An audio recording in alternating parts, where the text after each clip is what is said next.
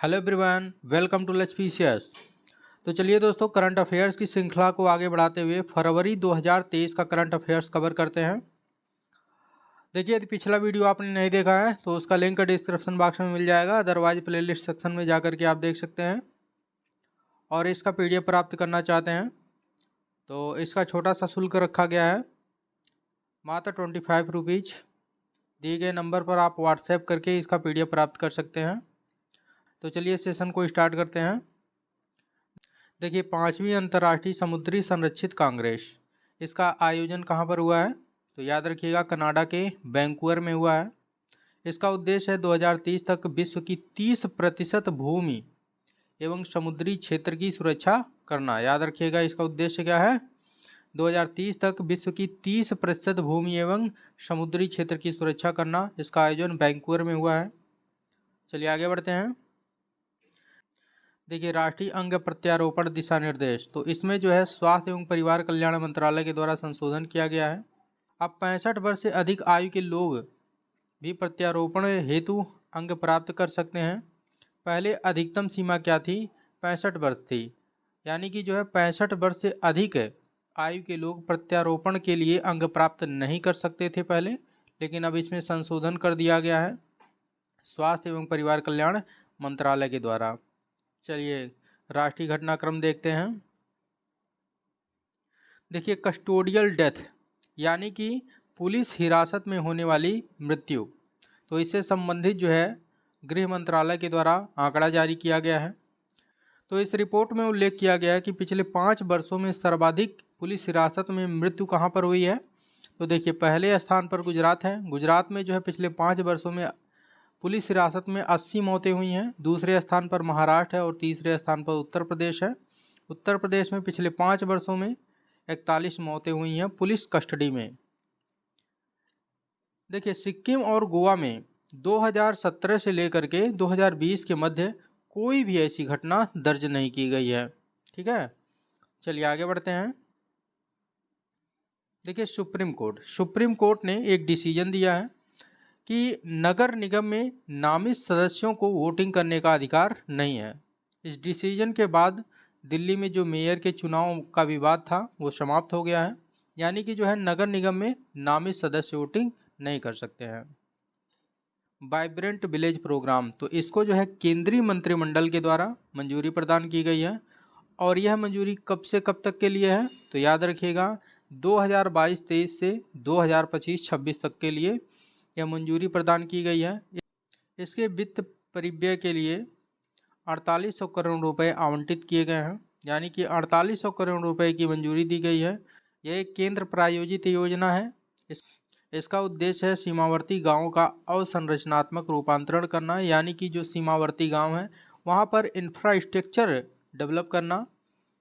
इसमें जो चयनित राज्य या केंद्र शासित प्रदेश हैं वह है लद्दाख, हिमाचल प्रदेश, उत्तराखंड, सिक्किम और अरुणाचल प्रदेश। इनका नाम याद रखिएगा, पूछा जा सकता है। चलिए आगे बढ़ते हैं। देखिए, धारा 2023, तो धारा का फुल फॉर्म क्या है?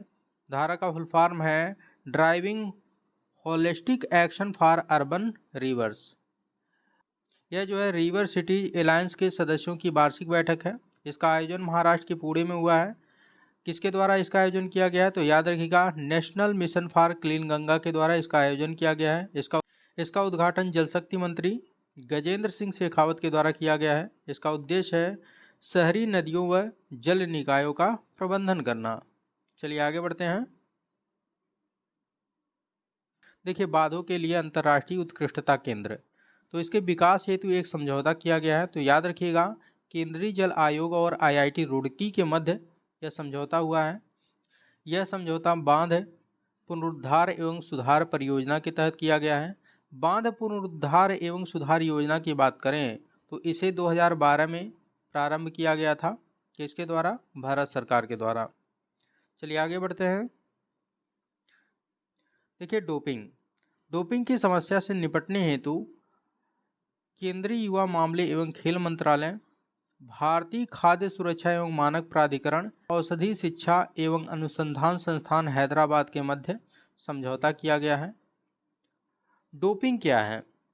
देखिए, खेल के दौरान जो प्रतिस्पर्धी होते हैं, यानी जो एथलीट होते हैं, खिलाड़ी होते हैं, वो अपने प्रदर्शन को बढ़ाने के लिए जो प्रतिबंधित दवाएं होती हैं उसका प्रयोग करते हैं। इसी को जो है डोपिंग कहा जाता है। तो डोपिंग को रोकने के लिए राष्ट्रीय और अंतर्राष्ट्रीय स्तर पर जो है संस्थाएं हैं। तो अंतर्राष्ट्रीय स्तर पर कौन सी संस्था है? तो याद रखिएगा, विश्व डोपिंग रोधी संस्था है, जिसे आप शॉर्ट फॉर्म में वाडा कहते हैं। इसकी स्थापना 1999 में की गई थी। इसका मुख्यालय कनाडा के मॉन्ट्रियल में है। और राष्ट्रीय स्तर पर राष्ट्रीय डोपिंग रोधी एजेंसी है, जिसे शॉर्ट फॉर्म में नाडा बोला जाता है। और इसकी स्थापना 2005 में की गई थी। इसका मुख्यालय नई दिल्ली में है। चलिए आगे बढ़ते हैं। देखिए, ग्राम पंचायतों में सतत विकास लक्ष्यों का स्थानीयकरण, इस पर एक राष्ट्रीय कार्यशाला का आयोजन कहाँ पर किया गया है? तो याद रखिएगा, उड़ीसा के भुवनेश्वर में किया गया है। इसका उद्देश्य है अन्य राज्यों के साथ विचारों का आदान प्रदान और अनुभव साझा करके ग्राम पंचायतों को एक दूसरे से सीखने का अवसर प्रदान करना। तो इसके जो है 9 थीम हैं, तो यहाँ से क्वेश्चन पूछे जा सकते हैं, याद रखिएगा। पहला थीम क्या है? इसका पहला थीम है गरीबी मुक्त व उन्नत आजीविका ग्राम। दूसरा है स्वास्थ्य गांव। तीसरा है बच्चों के अनुकूल गांव। चौथा है जल पर्याप्त गांव। पांचवा है स्वच्छ और हरित गांव। छठवां है गांव में आत्मनिर्भर आधारभूत संरचना। सातवां है सामाजिक रूप से सुरक्षित गांव। आठवां है सुशासन वाले गांव। और नौवां है गांवों में उन्नत विकास। चलिए आगे बढ़ते हैं। देखिए, गिरीश चंद्र मुर्मू, तो इनको जो है अंतर्राष्ट्रीय श्रम संगठन के द्वारा बाह्य लेखा परीक्षक नियुक्त किया गया है। और कितने वर्षों के लिए नियुक्त किया गया है? तो याद रखिएगा, 4 वर्ष के लिए नियुक्त किया गया है, यानी कि जो है 2022 से 2027 के लिए। वर्तमान में ये जो है भारत के नियंत्रक एवं महालेखा परीक्षक हैं, जिसे आप शॉर्ट फॉर्म में कैग बोलते हैं। कैग की बात करें तो इसका उल्लेख भारतीय संविधान के भाग 5 में किया गया है। अनुच्छेद की बात करें तो याद रखिएगा, यहाँ से कई बार क्वेश्चन पूछा गया है। तो भारतीय संविधान के अनुच्छेद 148 से लेकर के 151 में कैग का उल्लेख किया गया है। कैग की नियुक्ति राष्ट्रपति के द्वारा की जाती है। और इसके कार्यकाल की बात करें तो इसका कार्यकाल 6 वर्ष या 65 वर्ष का होता है। देखिए, मोस्ट इंपॉर्टेंट है, याद रखिएगा, 22वां विधि आयोग, इसके कार्यकाल में विस्तार कर दिया गया है। और यह विस्तार किसके द्वारा किया गया है? केंद्रीय मंत्रिमंडल के द्वारा विस्तार किया गया है। कब तक किया गया है? तो 31 अगस्त 2024 तक के लिए किया गया है। 22वें विधि आयोग की अध्यक्षता किसके द्वारा की जा रही है? ये मोस्ट इंपॉर्टेंट है, याद रखिएगा, ऋतुराज अवस्थी के द्वारा की जा रही है, जो कि कर्नाटक हाईकोर्ट के पूर्व मुख्य न्यायाधीश हैं। इसका कार्य क्या है? तो विधि आयोग का कार्य है महत्वपूर्ण विधायी सुधारों की सिफारिश करना। तो स्वतंत्रता के बाद विधि आयोग का गठन कब किया गया था? तो याद रखिएगा, 1955 में किया गया था।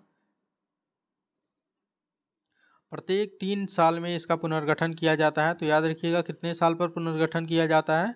प्रत्येक 3 साल पर किया जाता है। इसके प्रथम अध्यक्ष कौन थे? तो याद रखिएगा, यमसी शीतलवाड़ थे।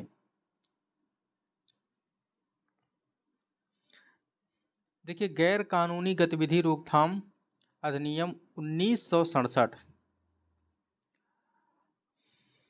तो इसके तहत जो है 2 संगठन आतंकवादी संगठन नामित किए गए हैं। तो इसे किसके द्वारा नामित किया गया है? तो याद रखिएगा, केंद्रीय गृह मंत्रालय के द्वारा 2 संगठनों को आतंकवादी संगठन नामित किया गया है। कौन कौन से संगठन हैं? तो पहला है खालिस्तान टाइगर्स फोर्स और दूसरा है जम्मू कश्मीर गजनवी फोर्स। व्यक्तिगत आतंकी के रूप में किसे नामित किया गया है? तो व्यक्तिगत आतंकवादी के रूप में हरविंदर सिंह संधू को नामित किया गया है, याद रखिएगा। चलिए देखते हैं। देखिए, जल जन अभियान, इसका शुभारंभ प्रधानमंत्री मोदी के द्वारा वर्चुअल रूप से 16 फरवरी 2023 को किया गया है। यह जल संरक्षण हेतु संयुक्त राष्ट्रव्यापी अभियान है। इसका नाम क्या है? जल जन अभियान। देखिए, महाराष्ट्र में चुनाव चिन्हों को लेकर के एकनाथ शिंदे और उद्धव ठाकरे गुट के मध्य विवाद था। जिस पर जो है चुनाव आयोग ने अपना निर्णय दिया है। चुनाव आयोग ने एकनाथ शिंदे गुट को शिवसेना के रूप में मान्यता दी है और शिवसेना का जो प्रतीक चिन्ह है धनुष और तीर, उसका जो है उपयोग करने की अनुमति दी है। किसको दी है अनुमति? एकनाथ शिंदे गुट को दी है। चलिए देखते हैं। देखिए युवा संगम पोर्टल, इसका जो है शुभारंभ इंदिरा गांधी राष्ट्रीय कला केंद्र नई दिल्ली में किया गया है। इसका उद्देश्य है पूर्वोत्तर क्षेत्र और शेष भारत के युवाओं के बीच घनिष्ठ संबंध स्थापित करना। क्या नाम है इसका? युवा संगम पोर्टल। आधार मित्र, आधार मित्र एक जो है एआई चैटबॉट है, यानी कि जो है आर्टिफिशियल चैटबॉट है। इसे भारतीय विशिष्ट पहचान प्राधिकरण के द्वारा लॉन्च किया गया है। देखिए कवच 2023 हैकाथॉन, तो इसका शुभारंभ 16 फरवरी 2023 को किया गया है। इसका उद्देश्य है साइबर सुरक्षा एवं साइबर अपराध से निपटने के लिए नवोन्मेषी विचारों का विकास करना। सिंकुन ला सुरंग, तो इसके निर्माण की मंजूरी किसके द्वारा दी गई है? याद रखिएगा केंद्रीय मंत्रिमंडल के द्वारा दी गई है। तो इसका निर्माण नीमू पादम दारचा रोड लिंक पर किया जाएगा। इसकी लंबाई की बात करें तो इसकी लंबाई 4.1 किलोमीटर है। इसका उद्देश्य है लद्दाख के सीमावर्ती क्षेत्रों में सभी मौसम में कनेक्टिविटी प्रदान करना। कौन सा सुरंग है? शिंकुन ला सुरंग, याद रखिएगा। चलिए अब सामाजिक घटनाक्रम देखते हैं। देखिए अनुभूति समावेशी पार्क मोस्ट इंपॉर्टेंट है, स्टार लगा लीजिएगा, पूछा जा सकता है क्वेश्चन। इसकी आधारशिला नागपुर में, महाराष्ट्र के नागपुर में सड़क परिवहन एवं राजमार्ग मंत्री नितिन गडकरी के द्वारा रखी गई है। यह विश्व का सबसे बड़ा और अनोखा दिव्यांग पार्क है, याद रखिएगा। इसका नाम क्या है? अनुभूति समावेशी पार्क। नीति आयोग ने सिफारिश की है कि व्यावसायिक शिक्षा यानी कि वोकेशनल एजुकेशन हेतु एक पृथक बोर्ड की स्थापना की जाए। चलिए आगे बढ़ते हैं।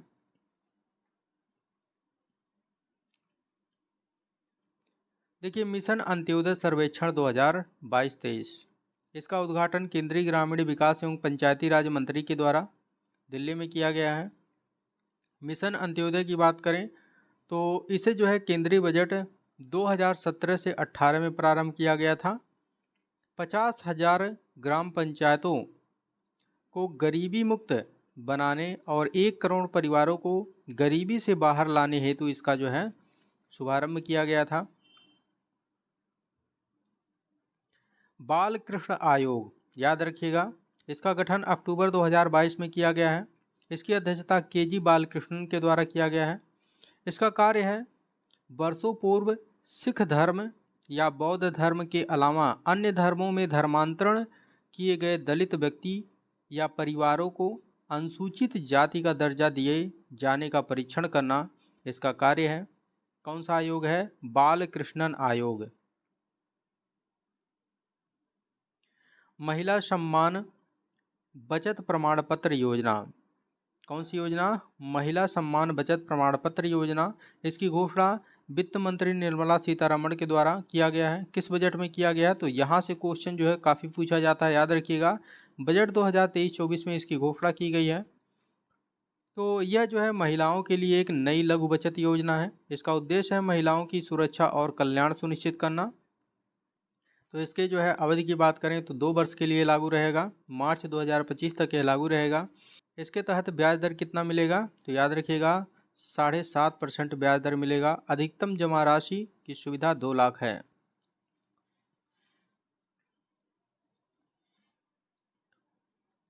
जेंडर बजटिंग, तो याद रखिएगा बजट 2023-24 में जेंडर बजट में कितने परसेंट की वृद्धि हुई है? 23% की वृद्धि हुई है। देखिए 2022-23 में इसके लिए जेंडर बजट में कितना आवंटन किया गया था? तो 1.71 लाख करोड़ रुपए का आवंटन किया गया था और 23-24 में यह आवंटन बढ़कर कितना हो गया है? 2.23 लाख करोड़ रुपया हो गया है। कितने परसेंट की वृद्धि हुई है? 23% की वृद्धि हुई है। देखिए जो जेंडर बजट है इसे 2 भागों में बांटा गया है। एक तो जो है पूरी तरह से महिलाओं से संबंधित जो योजना है उसके लिए आवंटन किया जाता है। और दूसरा, वे योजनाएं जिनमें कम से कम 30% महिलाओं का हिस्सा है, उसके लिए जो है आवंटन किया जाता है। चलिए आगे बढ़ते हैं। देखिए, विरासत एवं संस्कृति। तो स्वामी दयानंद सरस्वती की हाल ही में 200वीं वर्षगांठ समारोह आयोजित की गई है। इसका उद्घाटन प्रधानमंत्री के द्वारा 12 फरवरी 2023 को किया गया है। यह वर्ष भर चलने वाला समारोह है। 200वीं वर्षगांठ फरवरी 2024 में पड़ेगी। और इस समारोह का नामांकन क्या किया गया है, तो याद रखिएगा, इस समारोह का नाम ज्ञान ज्योति पर्व रखा गया है। स्वामी दयानंद सरस्वती की बात करें तो इनका जन्म 1824 में गुजरात में हुआ था। इनके बचपन का नाम मूलशंकर था। दयानंद स्वामी नाम किसके द्वारा दिया गया था, तो याद रखिएगा, स्वामी संपूर्णानंद स्वामी के द्वारा इनको दयानंद स्वामी नाम दिया गया था। इनके द्वारा आर्य समाज की स्थापना की गई थी, जो कि 1875 में बॉम्बे में किया गया था। इन्होंने वेदों की ओर लौटो का नारा दिया था और 3 पुस्तकें इन्होंने लिखी थी। कौन कौन सा, तो देखिए, सत्यार्थ प्रकाश, वेदभाष्य भूमिका और वेदभाष्य। ये तीनों पुस्तक का नाम याद रखिएगा, खास करके सत्यार्थ प्रकाश से कई बार क्वेश्चन देखने को मिला है, इम्पोर्टेंट है। चलिए आगे बढ़ते हैं। देखिए, यदि आप डेली करंट अफेयर्स का अपडेट चाहते हैं तो लक्ष्य पीसीएस टेलीग्राम चैनल को ज्वाइन कर लीजिए, जिसका लिंक डिस्क्रिप्शन बॉक्स में दिया गया है। अदरवाइज टेलीग्राम पर आप लक्ष्य पीसीएस टाइप करके सर्च कर सकते हैं और चैनल को ज्वाइन कर सकते हैं। वहाँ पर डेली आपको करंट अफेयर्स का अपडेट प्रोवाइड करवाया जाता है। चलिए आगे बढ़ते हैं। देखिए, 300 वर्ष पुराने बौद्ध स्तूप। तो 300 वर्ष पुराने बौद्ध स्तूप की खोज कहाँ पर की गई है, तो याद रखिएगा, उड़ीसा में भारतीय पुरातत्व सर्वेक्षण के द्वारा यह खोज की गई है। किलाड़ी उत्खनन स्थल। तो किलाड़ी उत्खनन स्थल ये संगम काल की एक बस्ती है। यह कहाँ पर स्थित है, तो याद रखिएगा, तमिलनाडु के वैगई नदी के तट पर स्थित है। इसका उत्खनन भारतीय पुरातत्व सर्वेक्षण और तमिलनाडु पुरातत्व विभाग के द्वारा किया गया है। गृहडेश्वर मंदिर। तो गृहडेश्वर मंदिर का हाल ही में पूर्व अमेरिकी विदेश मंत्री हिलेरी क्लिंटन के द्वारा दौरा किया गया है। साथ ही इन्होंने एलोरा की गुफाओं का भी दौरा किया है। गृहडेश्वर मंदिर कहाँ है, तो याद रखिएगा, महाराष्ट्र में है और यह शिव भगवान को समर्पित है। यह 12 ज्योतिर्लिंगों में से एक है। पेरिनी शिव तांडवम नृत्य। तो पेरिनी शिव तांडवम नृत्य का जो है मन की बात में प्रधानमंत्री के द्वारा जिक्र किया गया है। यह तेलंगाना का प्राचीन नृत्य है, जो कि काकतीय युग से संबंधित है। काफी पुराना जो है नृत्य है। कनकबाई रेले। कनकबाई रेले, इनका जो है मुंबई में निधन हो गया है। यह मोहिनी अट्टम नृत्यांगना थी। इनको 2013 में पद्म भूषण से सम्मानित किया गया था। तो मोहिनी अट्टम जो है यह कहाँ का शास्त्रीय नृत्य है, तो याद रखिएगा, केरल का। कहाँ का, केरल का शास्त्रीय नृत्य है। चलिए देखते हैं। देखिए, भारत में कुल 8 शास्त्रीय नृत्य हैं। तो देख लेते हैं कौन कौन से हैं। यहाँ से ये लिस्ट याद रखिएगा, मोस्ट इंपॉर्टेंट है, यहाँ से कई बार क्वेश्चन पूछा गया है। तो देखिए, कथक। कथक कहाँ का शास्त्रीय नृत्य है, तो याद रखिएगा, उत्तर प्रदेश का है। सत्रिया। सत्रिया जो है असम का शास्त्रीय नृत्य है। मणिपुरी, तो मणिपुर से ही याद हो जाएगा, मणिपुरी जो है मणिपुर का शास्त्रीय नृत्य है। उड़ीसी, उड़ीसा का शास्त्रीय नृत्य है। कुचिपुड़ी, कुचिपुड़ी जो है आंध्र प्रदेश का शास्त्रीय नृत्य है। और याद रखिएगा, कथकली और मोहिनी अट्टम ये दोनों जो है केरल का शास्त्रीय नृत्य है। और भरतनाट्यम कहाँ का है, तमिलनाडु का है। चलिए आगे बढ़ते हैं। देखिए, आदि महोत्सव। आदि महोत्सव एक राष्ट्रीय जनजातीय उत्सव है। इसका उद्घाटन प्रधानमंत्री के द्वारा नई दिल्ली में किया गया है। इसका थीम है जनजातीय उद्यमिता, शिल्प, संस्कृति, व्यंजन और वाणिज्य का उत्सव। ठीक है, तो याद रखिएगा। चलिए आगे बढ़ते हैं। देखिए, कला घोड़ा कला महोत्सव। इसका आयोजन प्रतिवर्ष फरवरी में किया जाता है। इसका आयोजन हाल ही में महाराष्ट्र के मुंबई में किया गया है। लावड़ी लोक नृत्य, यह जो है महाराष्ट्र का लोक नृत्य है। यह चर्चा में इसलिए है क्योंकि इसको लेकर के कुछ विवाद उत्पन्न हो गया है। जो महिला नर्तकी हैं उन पर जो है आरोप लगाया गया है कि वो इस लोक नृत्य को अश्लील बनाने का प्रयास कर रही हैं, तो इसी कारण से ये जो है चर्चा में रहा। चलिए अब आर्थिक घटनाक्रम देखते हैं। देखिए, एक जिला एक उत्पाद, जिला निर्यात पहल। तो इस राष्ट्रव्यापी जागरूकता अभियान का आयोजन किसके द्वारा किया गया है? तो याद रखिएगा, इंडिया इन्वेस्ट और पंजाब उद्योग विभाग के द्वारा इसका जो है आयोजन किया गया है। पंजाब में जिलेवार स्थानीय उत्पादों को बढ़ावा देने के लिए इस तरह का जो है पहला अभियान है यह। इसका उद्देश्य है एमएसएमई के विकास को बढ़ावा देना और स्थानीय रूप से निर्मित उत्पादों की खपत को भी बढ़ावा देना। देखिए, एक जिला एक उत्पाद है, एक जिला एक उत्पाद है, यह जो है 2018 में सर्वप्रथम उत्तर प्रदेश सरकार के द्वारा प्रारंभ किया गया था। तो ये भी याद रखिएगा, यहाँ से क्वेश्चन पूछा जा सकता है। देखिए, विवाद से विश्वास सेकंड योजना, तो इसका मसौदा वित्त मंत्रालय के द्वारा जारी किया गया है और इसकी घोषणा बजट 2023-24 में की गई थी। इसका उद्देश्य है व्यापार सुगमता को बढ़ावा देना और 30 सितंबर 2022 तक के विवादों को कवर करना। इसका जो मूल संस्करण था विवाद से विश्वास योजना, इसकी घोषणा बजट 2020-21 में की गई थी, इसे भी याद रखिएगा।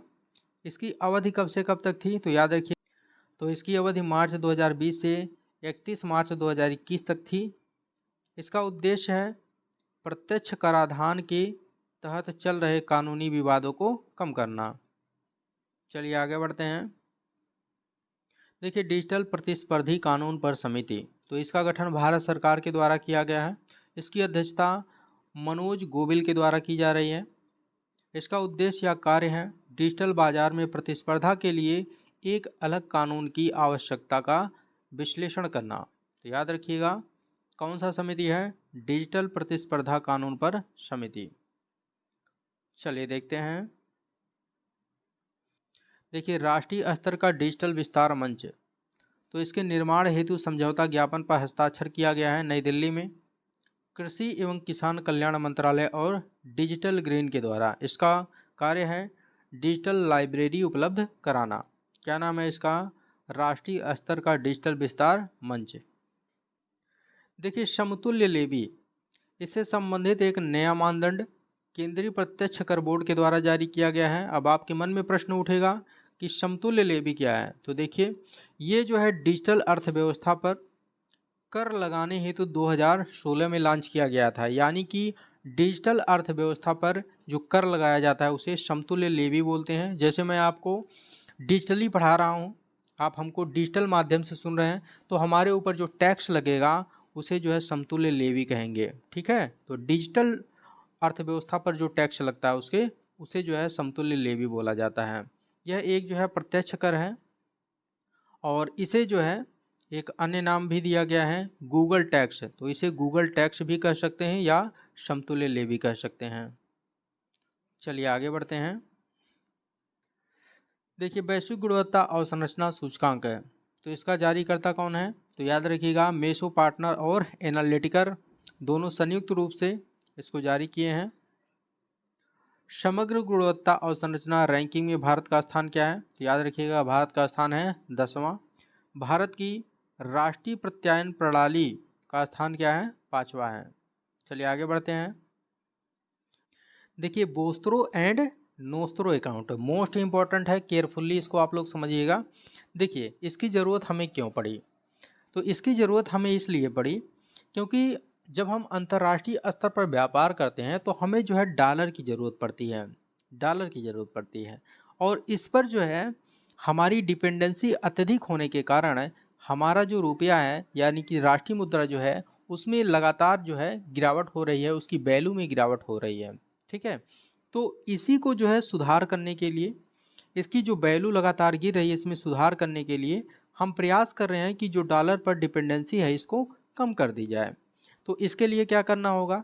तो जो हमारे व्यापारिक साझेदार देश हैं उनसे हम जो है समझौता कर रहे हैं और उनसे बात कर रहे हैं कि क्यों ना हम और आप अपने अपने राष्ट्रीय मुद्रा में ही व्यापार कर लें, जिससे जो हमारा जो है डॉलर पर डिपेंडेंसी है वो कम हो जाए और हमारी मुद्रा की जो स्थिति है उसमें सुधार हो जाए।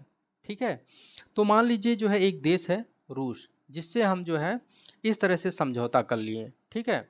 तो अब जो है इस डायग्राम के माध्यम से इसको ठीक से समझते हैं, तभी आपको समझ में आएगा। देखिए ध्यान से समझिएगा। देखिए ये भारत है, ये रूस है, ठीक है। मान लीजिए एक बैंक है भारत में जिसका नाम है ए, ठीक है। इसका जो है रूस में कोई भी अपना ब्रांच नहीं है।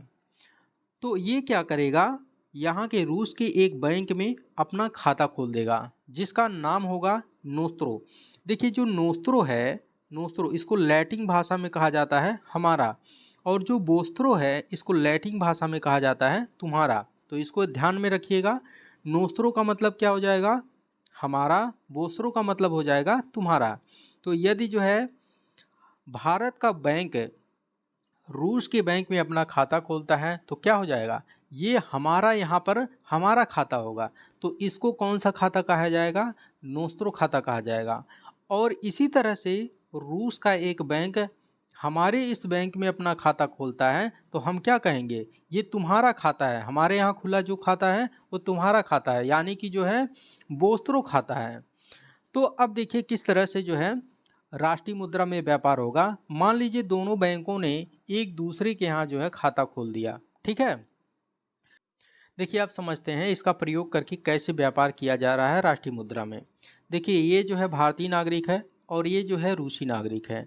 मान लीजिए भारतीय नागरिक ने रूसी नागरिक को गेहूं बेचा, तो अब ये चाहता है कि हम रूबल में पेमेंट कर दें और ये चाहता है कि हमको रुपए में जो है पेमेंट मिल जाए, ठीक है। तो अब ये क्या करेगा, भारतीय नागरिक ने गेहूं बेच दिया रूसी नागरिक को, तो अब रूसी नागरिक इस बैंक में अपना खाता खुलवाएगा अपने यहाँ रूस में, और इसमें जो है रूबल में पैसा जमा कर देगा, ठीक है।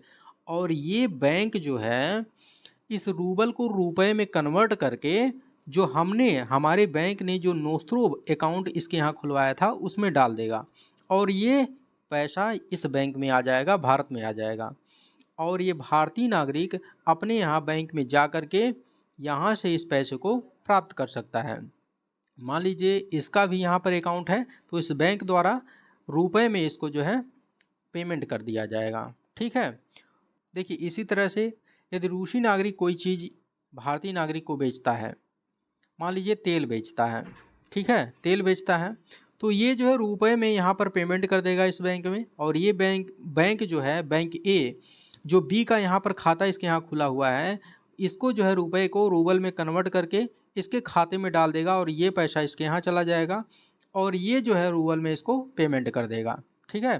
तो इस तरह से जो है राष्ट्रीय मुद्रा में दोनों देश एक दूसरे से व्यापार करने में सक्षम हो जाएंगे, और डॉलर पे जो डिपेंडेंसी थी, जो निर्भरता थी, वो कम हो जाएगी, ठीक है।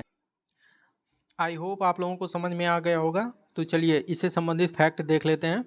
देखिए भारतीय बैंक में खाते खोले, कितने रूसी बैंकों ने भारतीय बैंक में खाते खोले हैं, तो 20 रूसी बैंकों ने खाते खोले हैं। तो यहाँ पर देखिए मान लीजिए ए बैंक है तो इसमें जो है 20, इस तरह से 20 रूसी बैंकों ने भारतीय बैंकों में खाते खोले हैं, तो इसको कौन सा अकाउंट कहा जाएगा, बोस्त्रो अकाउंट कहा जाएगा, यानी कि जो है तुम्हारा अकाउंट, हमारे बैंक में तुम्हारा अकाउंट है। इसका उद्देश्य है भारतीय निर्यात को बढ़ावा देने हेतु रुपए को अंतर्राष्ट्रीय मुद्रा के रूप में स्वीकार करने पर बल देना। देखिए खाता खोलने वाले बैंक के लिए नोस्त्रो अकाउंट, बोस्त्रो अकाउंट होता है, ठीक है, समझ रहे हैं कि नहीं। देखिए खाता खोलने वाले बैंक के लिए ये जो है खाता खोलने वाला बैंक है और ये जो है अपना खाता खुलवा रहा है, ठीक है। ये नोस्त्रो का मतलब क्या हो गया, नोस्त्रो का मतलब हो गया हमारा, यहाँ देखिए हमारा हो गया, ठीक है, ये हमारा हो गया। तो हमारे लिए जो हम इसके यहाँ खाता खोल रहे हैं ये नोस्त्रो अकाउंट होगा, लेकिन इसके लिए क्या होगा, इसके लिए ये बोस्त्रो अकाउंट होगा। क्यों होगा, क्योंकि इसके लिए ये क्या होगा, तुम्हारा अकाउंट होगा, ठीक है। ये कहेगा तुम्हारा अकाउंट यानी कि बोस्त्रो अकाउंट, और हम कहेंगे हमारा अकाउंट यानी कि जो है नोस्त्रो अकाउंट। इसी तरह से ये जो है हमारे यहाँ जो खाता खोल रहा है रूस का बैंक, वो कहेगा कि नोस्त्रो अकाउंट यानी कि ये हमारा अकाउंट है, ठीक है, यहाँ पर जो खुल रहा है।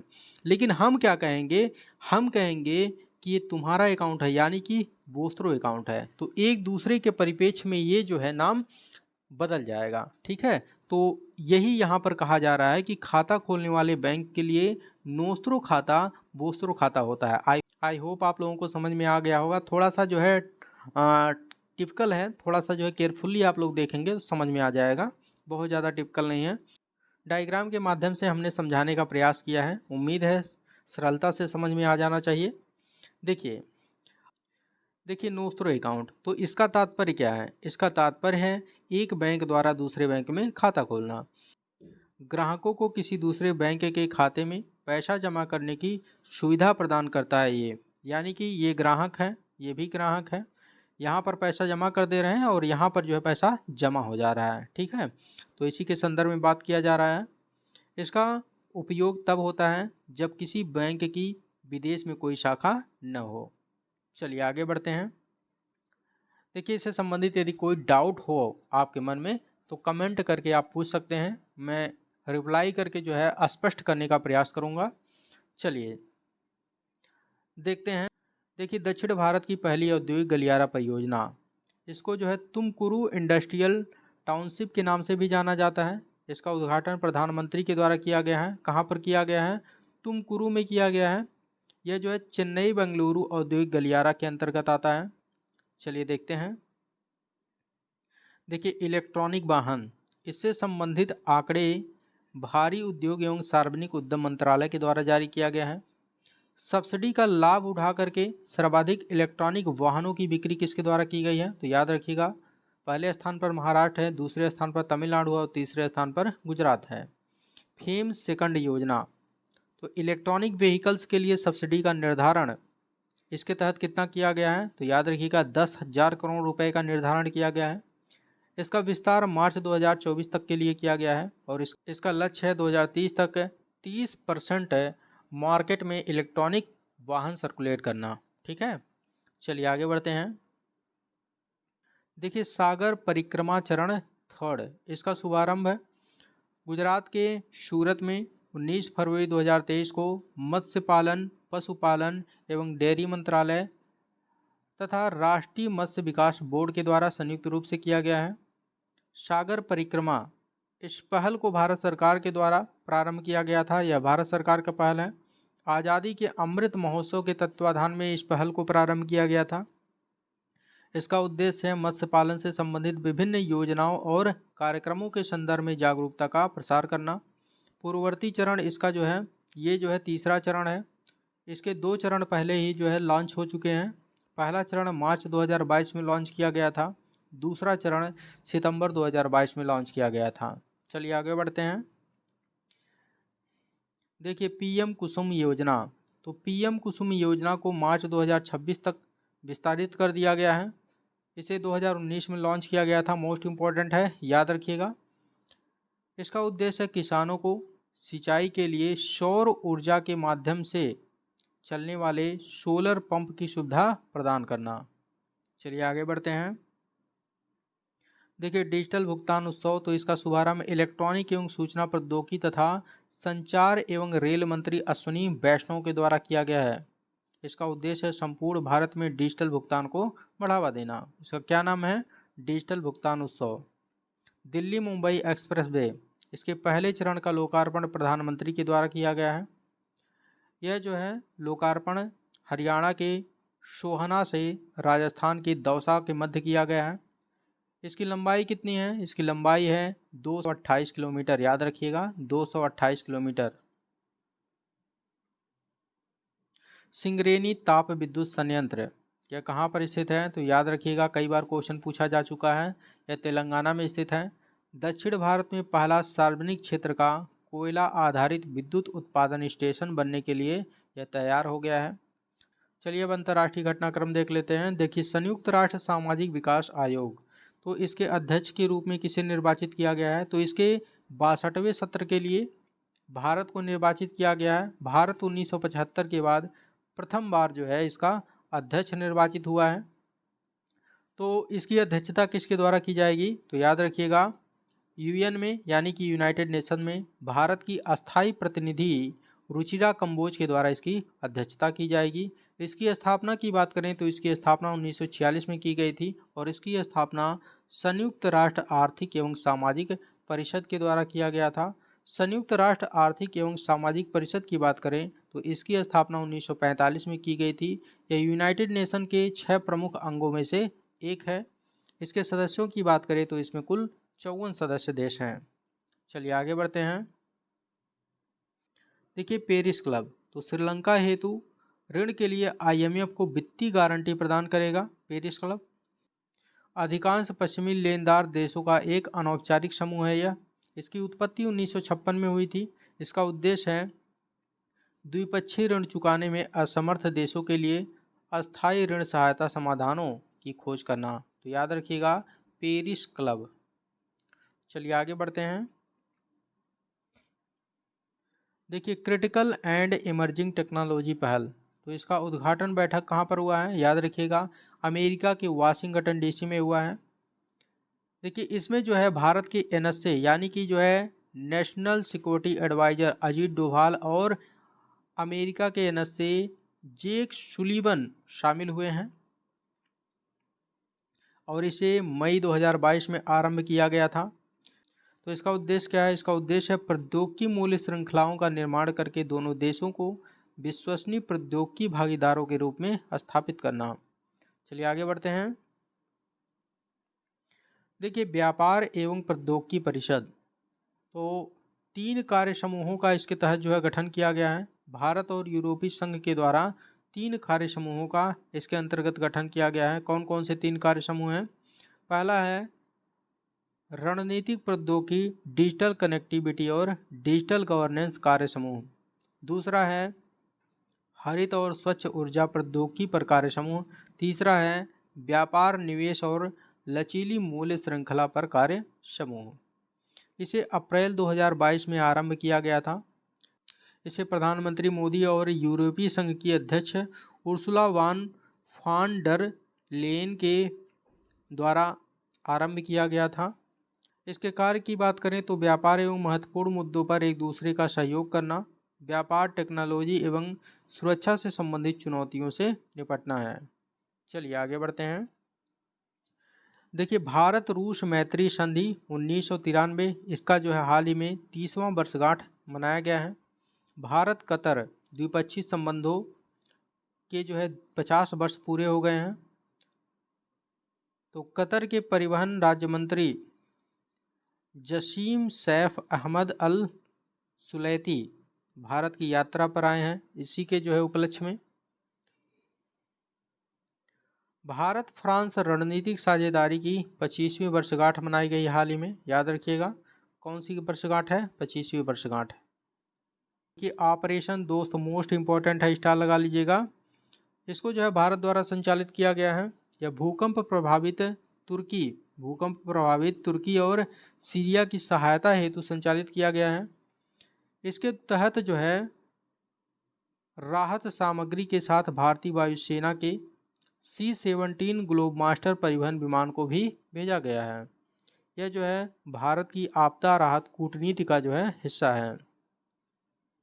सेना में कृत्रिम बुद्धिमत्ता के उपयोग पर पहला वैश्विक सम्मेलन कहाँ पर आयोजित हुआ है? तो सेना में AI के उपयोग पर पहला वैश्विक सम्मेलन नीदरलैंड के हेग में आयोजित किया गया है। तो याद रखिएगा। चलिए आगे बढ़ते हैं। देखिए world government summit 2023, world government summit 2023 का आयोजन 13 से 15 फरवरी 2023 के मध्य हुआ है। यह आयोजन UAE यानी कि संयुक्त अरब अमीरात के दुबई में हुआ है। यह प्रतिवर्ष दुबई में आयोजित होने वाला समिट है। इसका थीम है भविष्य की सरकारों को आकार देना। उद्देश्य है इसका नए तकनीकी नवाचारों का अन्वेषण करना, सर्वोत्तम सरकारी प्रथाओं का पता लगाना, AI यानी कि आर्टिफिशियल इंटेलिजेंस एवं साइबर सुरक्षा संबंधी मुद्दों पर चर्चा करना। भारत, UAE, फ्रांस के मध्य त्रिपक्षीय सहयोग की घोषणा की गई है। याद रखिएगा। चलिए आगे बढ़ते हैं।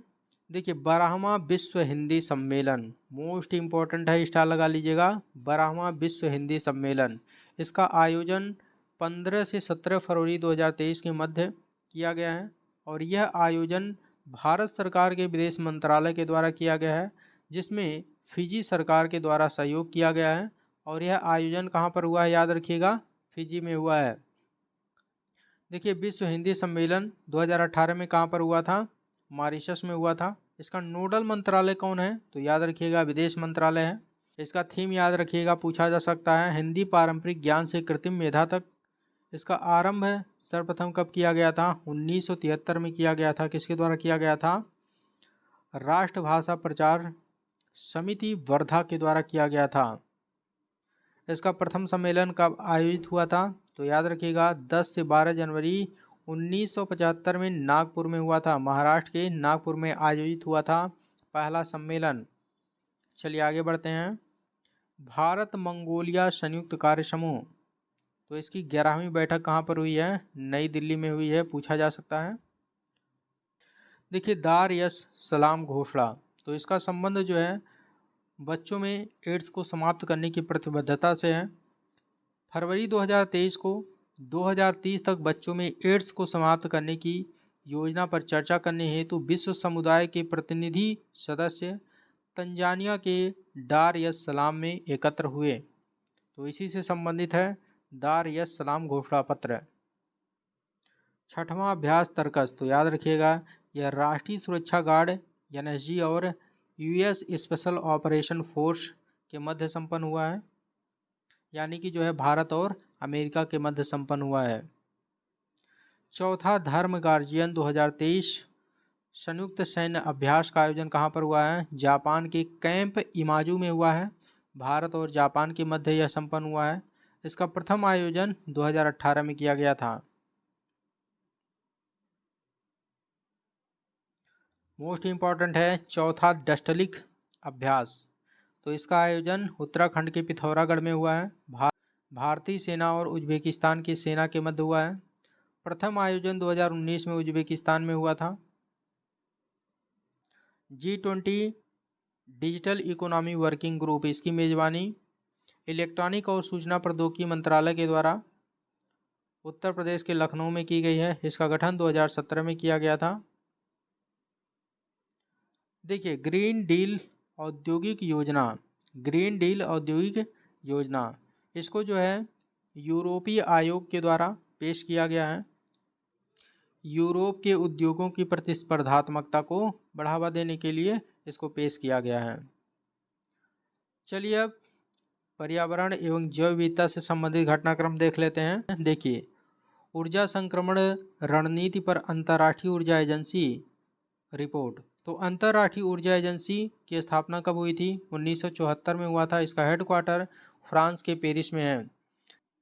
इस रिपोर्ट का शीर्षक क्या है, तो याद रखिएगा भारत से जीवन की सबक, यानी कि इसमें उल्लेख किया गया है कि भारत के मिशन लाइफ को यदि जो है अडॉप्ट किया जाए, इसको अपनाया जाए, तो वैश्विक स्तर पर जो कार्बन उत्सर्जन है, कार्बन डाइऑक्साइड का उत्सर्जन है, उसमें जो है 2 बिलियन टन से अधिक की कमी आएगी और 2030 तक वैश्विक स्तर पर लगभग 440 बिलियन यूएस डॉलर की बचत होगी यदि भारत के मिशन लाइफ को एडॉप्ट किया जाए।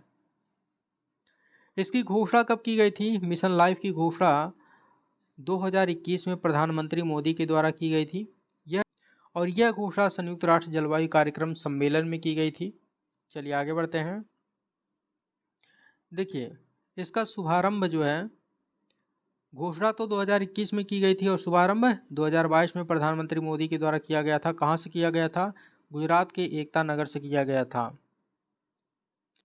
तो इसकी रणनीति क्या है, इसकी रणनीति है कि वैश्विक जलवायु परिवर्तन से संबंधित कार्रवाइयों में व्यक्तियों एवं समुदायों के व्यवहार परिवर्तन को पर्यावरण मित्रवत बनाने पर जोर देना, यानी कि लोगों का जो व्यवहार है पर्यावरण के प्रति, उसमें जो है सुधार करना, उसको जो है एनवायरनमेंट फ्रेंडली बनाना इसका उद्देश्य है। चलिए आगे बढ़ते हैं। देखिए, भारत ऊर्जा सप्ताह 2023, इसका आयोजन 6 से 8 फरवरी 2023 को बेंगलुरु में किया गया है। इसका उद्घाटन किसके द्वारा किया गया है, तो याद रखिएगा प्रधानमंत्री के द्वारा किया गया है। इसका उद्देश्य है ऊर्जा रूपांतरण महाशक्ति के रूप में भारत की बढ़ती शक्ति को प्रदर्शित करना। इस समारोह में E20 ईंधन को प्रधानमंत्री के द्वारा लॉन्च किया गया है। तो E20 ईंधन क्या है देख लेते हैं। देखिए, जो पेट्रोल होता है उसमें 20% इथेनॉल मिला दिया जाता है, यानी कि 20% जो मात्रा होता है वो इथेनॉल का होता है और 80% मात्रा पेट्रोल का होता है। तो जो ये 20% इथेनॉल का मात्रा है, इसी को जो है इंडिकेट करने के लिए इसका प्रयोग किया गया है E20 ईंधन, यानी कि पेट्रोल मिश्रण में इथेनॉल का जो अनुपात है उसी को ये दर्शाता है। चलिए आगे बढ़ते हैं। वैश्विक जैव ईंधन गठबंधन, इसके निर्माण की घोषणा की गई है और यह घोषणा पेट्रोलियम एवं प्राकृतिक गैस एवं आवास शहरी मामलों के मंत्री हरदीप सिंह पुरी के द्वारा किया गया है। भारत ऊर्जा सप्ताह के द्वारा कब किया गया है? भारत ऊर्जा सप्ताह के द्वारा इसकी घोषणा की गई है। इसका उद्देश्य है परिवहन क्षेत्र में जैव ईंधन के प्रयोग को सुगम बनाना और सतत जैव ईंधन के उपयोग में तेजी लाना, इसका उद्देश्य है वैश्विक जैव ईंधन गठबंधन। चलिए आगे बढ़ते हैं। देखिए, मोस्ट इम्पॉर्टेंट है लाल चंदन के अवैध व्यापार पर फैक्ट शीट। इसको जो है वैश्विक वन्यजीव व्यापार निगरानी संगठन ट्रैफिक के द्वारा जारी किया गया है। प्रभावित क्षेत्र कौन कौन से हैं? तो याद रखिएगा, आंध्र प्रदेश का चित्तूर, कुडप्पा, नेल्लोर और कुर्नूल, ये जो है इससे प्रभावित क्षेत्र हैं। यहाँ पर लाल चंदन जो है उसका जो है अवैध व्यापार व्यापक मात्रा में किया जा रहा है। अवैध निर्यात के प्रमुख गंतव्य देश हैं, यानी कि जो है किस देश को अवैध रूप से निर्यात किया जा रहा है लाल चंदन का? तो याद रखिएगा चीन। तो याद रखिएगा चीन, हांगकांग और सिंगापुर में जो है इसका निर्यात किया जा रहा है अवैध रूप से। इसी पर एक मूवी साउथ की बनी है, उसका नाम आप लोग कमेंट बॉक्स में बताइएगा। चलिए आगे बढ़ते हैं। तो तुर्की और सीरिया में अभी हाल ही में जो है भूकंप आया है, जिसकी तीव्रता की बात करें तो तीव्रता थी 6 से 7.8 रिएक्टर स्केल। देखिए, इसका जो ईपी सेंटर था यानी कि अधिकेंद्र था वो तुर्की के नूरदागी शहर से लगभग 26 किलोमीटर पूर्व था। तुर्की की जो अवस्थिति है वो अनातोलियाई टेक्टोनिक प्लेट पर स्थित है, जो कि यूरेशियन और अफ्रीकी प्लेटों के बीच है। देखिए, फोकस हाइपो सेंटर, तो प्रारंभिक उत्पत्ति बिंदु यानी कि भूकंप का जो प्रारंभिक उत्पत्ति बिंदु होता है उसे फोकस कहते हैं। ये मान लीजिए पृथ्वी है और यहाँ पर मान लीजिए जो है पहली बार भूकंप का उद्गम हो रहा है और यहाँ से जब ये भूकंप सरफेस पर पहुँचता है, यहाँ पर सबसे पहले जहाँ पर सरफेस पर झटके महसूस किए जाते हैं उसे अधिकेंद्र कहते हैं, यानी ईपी सेंटर कहते हैं। तो ईपी सेंटर जो होता है वो फोकस के ठीक ऊपरी जमीनी स्तर पर होता है, यहाँ पर इस तरह से होता है। चलिए आगे बढ़ते हैं। जलवायु असमानता रिपोर्ट 2023, तो इसको जो है वर्ल्ड इनइक्वलिटी लैब के द्वारा जारी किया गया है। वैश्विक कार्बन उत्सर्जन असमानता, तो शीर्ष 10% उत्सर्जकों द्वारा लगभग 5% उत्सर्जन किया जा रहा है, यानी कि टॉप 10% उत्सर्जकों के द्वारा 50% का उत्सर्जन किया जा रहा है। निम्नतम 50% उत्सर्जकों के द्वारा मात्र 12% का उत्सर्जन किया जा रहा है। सापेक्षिक नुकसान की बात करें तो शीर्ष 10% जनसंख्या को मात्र 3% का नुकसान हो रहा है और निम्नतम 50% जनसंख्या को 75% का नुकसान हो रहा है जलवायु परिवर्तन की वजह से।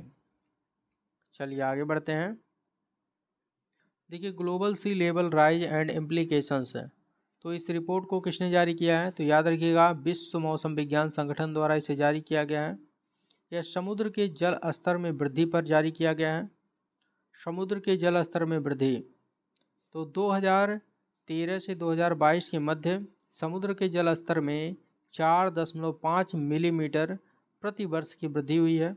सर्वाधिक प्रभावित देश कौन सा है? तो याद रखिएगा भारत, चीन, बांग्लादेश, नीदरलैंड सर्वाधिक प्रभावित देश हैं। सर्वाधिक प्रभावित शहर हैं शंघाई, ढाका, बैंकॉक, जकार्ता और मुंबई। समुद्री स्थानिक योजना फ्रेमवर्क, तो इसे पुडुचेरी में प्रारंभ किया गया है। भारत का यह प्रथम योजना है। भारत नॉर्वे एकीकृत महासागर पहल के तहत इसे प्रारंभ किया गया है। इसका उद्देश्य विभिन्न उद्योग, मत्स्य पालन और पर्यटन के साथ ही पर्यटन संरक्षण को बढ़ावा देना। चलिए आगे बढ़ते हैं। देखिए 9वें एशियाई मंत्री स्तरीय ऊर्जा गोलमेज सत्र, तो इसका आयोजन कहाँ पर हुआ है? बेंगलुरु में हुआ है। भारत द्वारा अंतर्राष्ट्रीय ऊर्जा मंच के सहयोग से इसका आयोजन किया गया है। इसका थीम है ऊर्जा सुरक्षा, समावेशी विकास और ऊर्जा परिवर्तन के लिए नए मार्गों का मानचित्रण करना। नेक्स्ट है, भारत में पेंगोलिन की तस्करी मोस्ट इम्पॉर्टेंट है। इस पर रिपोर्ट जो है आया हाल ही में, किसके द्वारा जारी किया गया है रिपोर्ट? ट्रैफिक और WWF इंडिया के द्वारा यह रिपोर्ट जारी किया गया है। इसका शीर्षक है अवैध वन्यजीव व्यापार में भारत के पेंगोलिन दफन।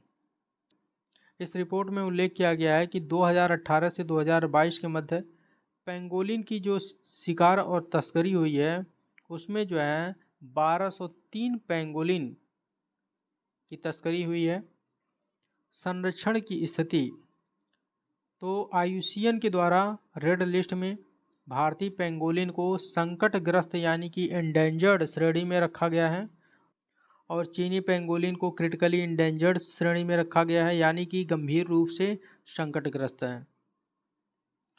चलिए आगे बढ़ते हैं।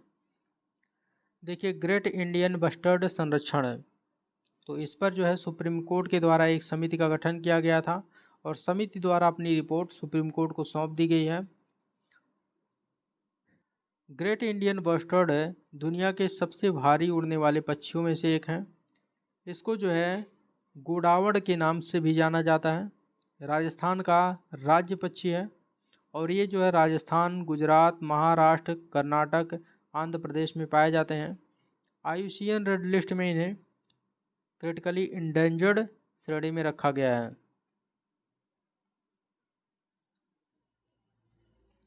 व्हेल स्टैंडिंग, देखिए व्हेल स्टैंडिंग, तो व्हेल स्टैंडिंग क्या है समझ लेते हैं। देखिए जब व्हेल मछलियाँ समुद्र तट पर या पानी में तैरते हुए मृत पाई जाती हैं तो उसे जो है व्हेल स्टैंडिंग कहा जाता है। यह परिघटना कहाँ पर दर्ज की गई है? तो श्रीलंका के पश्चिमी तट पर कल्पितिया कस्बे के निकट यह परिघटना दर्ज की गई है और इसमें जो है पायलट व्हेल प्रजाति के जो व्हेल मछलियाँ थीं वो सर्वाधिक मात्रा में मृत पाई गई हैं। तो याद रखिएगा कहाँ पर ये घटना घटित हुई है? कल्पितिया कस्बे में, जो कि श्रीलंका के पश्चिमी तट पर स्थित है। चलिए आगे बढ़ते हैं। देखिए मिष्टी योजना, इसका पूरा नाम है mangrove initiative for shoreline habitats tangible incomes, यानी कि जो है तट रेखा आवास और मूर्त आय के लिए मैंग्रोव पहल। इसकी घोषणा केंद्रीय बजट 2023-24 में की गई है। मिष्टी योजना मोस्ट इम्पॉर्टेंट है। इसका उद्देश्य है भारत के तटीय पारिस्थितिकी तंत्र को संरक्षित करना। मैंग्रोव की बात करें तो पृथ्वी की सतह पर केवल 0.1% भाग को कवर करता है मैंग्रोव। स्थलीय जंगलों की तुलना में प्रति हेक्टेयर या 10 गुना अधिक कार्बन का जमा करता है, यानी कि जो है सबसे ज़्यादा कार्बन डाइऑक्साइड का यह जो है अवशोषण करता है। चलिए आगे बढ़ते हैं। देखिए वैश्विक जलवायु लचीलापन कोष, तो इसकी घोषणा पूर्व अमेरिकी विदेश मंत्री हिलेरी क्लिंटन के द्वारा किया गया है। साझेदारी की बात करें तो इसमें जो है स्वनियोजन महिला संगठन यानी सेवा के द्वारा साझेदारी की गई है और सेवा संगठन की स्थापना किसके द्वारा की गई थी? स्वर्गीय इलाबेन भट्ट के द्वारा किया गया था। 5वां अंतर्राष्ट्रीय समुद्री संरक्षण क्षेत्र कांग्रेस, तो इसका आयोजन कनाडा के वैंकूवर में किया गया है। इसका लक्ष्य है 2030 तक 30% वैश्विक महासागर का संरक्षण करना। चलिए आगे बढ़ते हैं। आर्द्र भूमि बचाओ अभियान, इसका शुभारंभ कहाँ पर किया गया है? गोवा में किया गया है। इसका उद्देश्य है आर्द्रभूमियों का संरक्षण करना। चलिए विज्ञान एवं प्रौद्योगिकी से संबंधित घटनाक्रम देखते हैं। देखिए, लघु उपग्रह प्रक्षेपण यान SSLV D2 का सफल प्रक्षेपण किया गया है और यह प्रक्षेपण कब हुआ है? 10 फरवरी 2023 को इसरो के द्वारा किया गया है। इसके तहत 3 उपग्रहों को प्रक्षेपित किया गया है। कौन कौन से उपग्रह हैं? EOS-07 यानी कि अर्थ ऑब्जर्वेटरी सैटेलाइट 07, दूसरा है जेनस फर्स्ट और तीसरा है आज़ादी सेट 2। इन तीनों का नाम याद रखिएगा, मोस्ट इम्पोर्टेंट है। और SSLV D2 के द्वारा इन्हें प्रक्षेपित किया गया है, ये भी याद रखिएगा।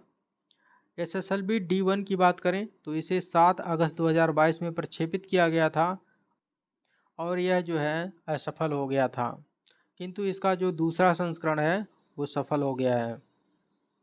SSLV यानी कि स्मॉल सैटेलाइट लॉन्च व्हीकल, इसका उद्देश्य है लघु यानी कि छोटे जो उपग्रह हैं उसका वाणिज्य बाजार आकर्षित करना। इसका महत्व है कम लागत के साथ अंतरिक्ष में पहुंच प्रदान करना। चलिए आगे बढ़ते हैं। देखिए, चंद्रयान 3 तो इसकी घोषणा इसरो के द्वारा की गई है। 3 लैंडिंग स्थलों की पहचान की गई है और ये लैंडिंग स्थल कहाँ पर है? तो चंद्रमा के दक्षिणी ध्रुव क्षेत्र में है। 2023 के अंत तक इसे प्रक्षेपित किए जाने की संभावना है। और इसके लिए लॉन्च व्हीकल कौन सा होगा? तो याद रखिएगा LVM-3 लॉन्च व्हीकल मार्क 3 होगा और इसके 3 घटक होंगे।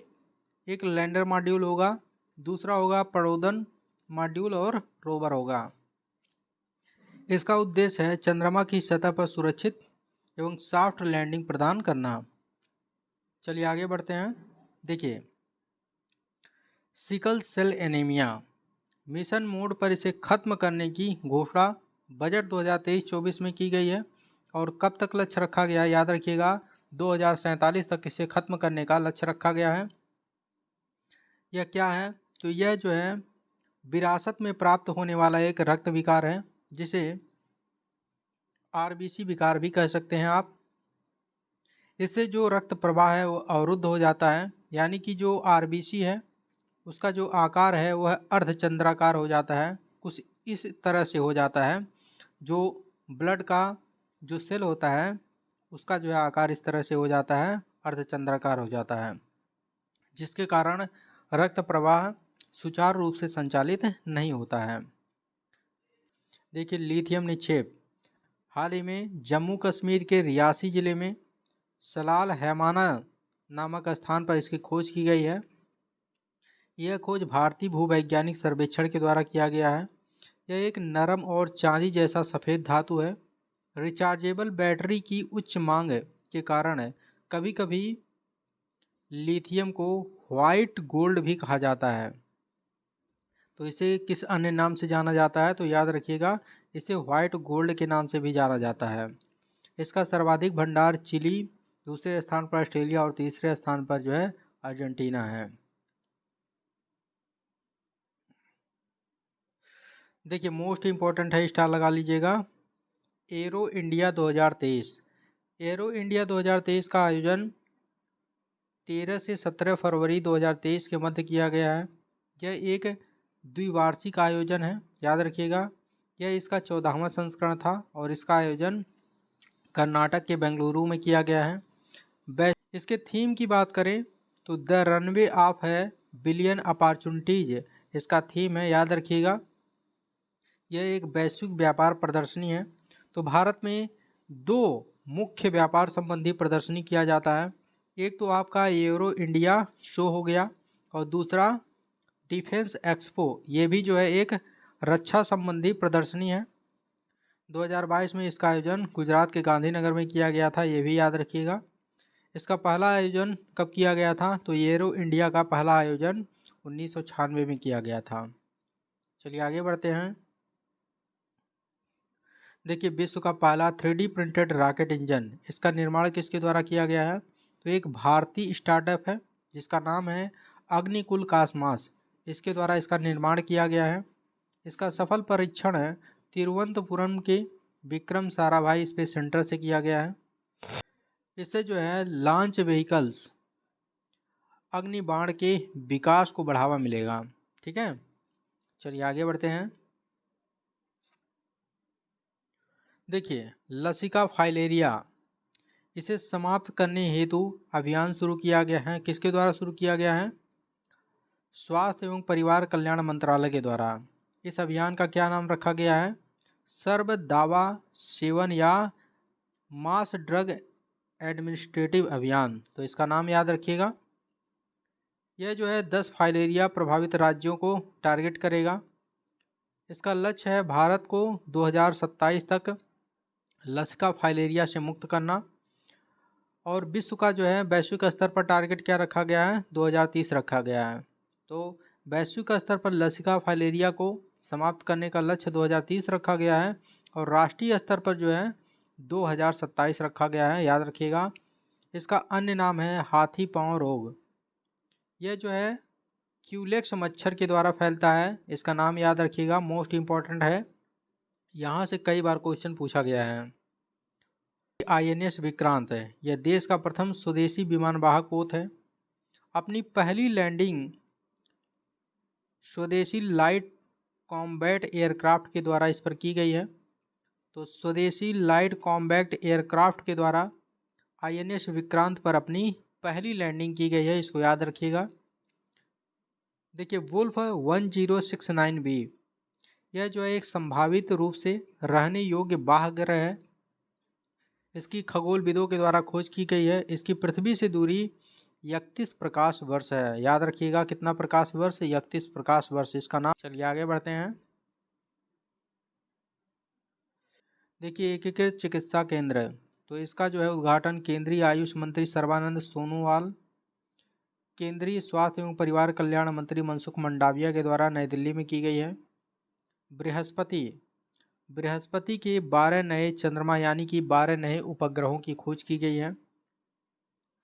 अब जो कुल उपग्रहों की संख्या कितनी हो गई है? 92 हो गई है। सर्वाधिक उपग्रह वाला ग्रह कौन है? बृहस्पति है।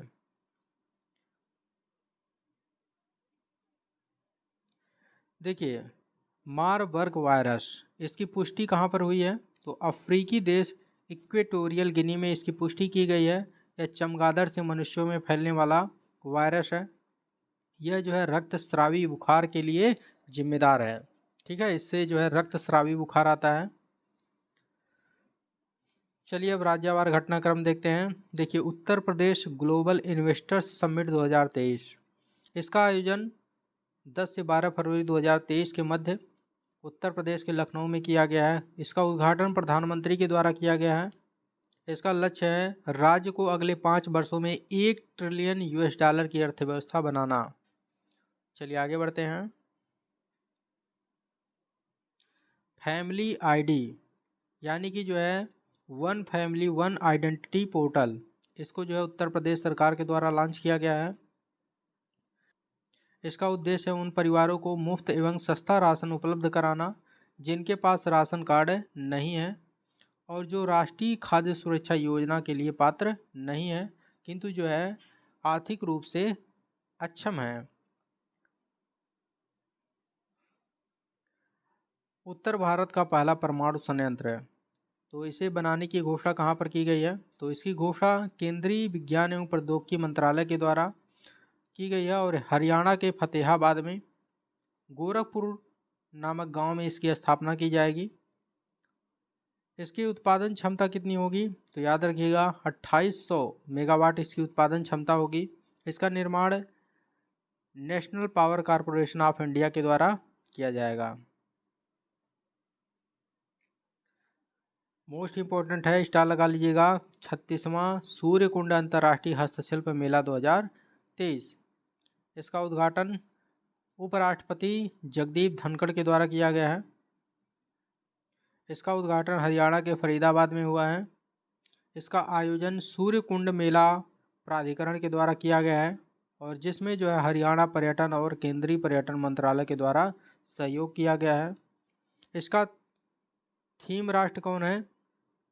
तो याद रखिएगा, संघाई सहयोग संगठन के सदस्य देश इसके थीम राष्ट्र हैं। और थीम राज्य की बात करें तो सभी 8 पूर्वोत्तर राज्य इसके थीम राज्य हैं।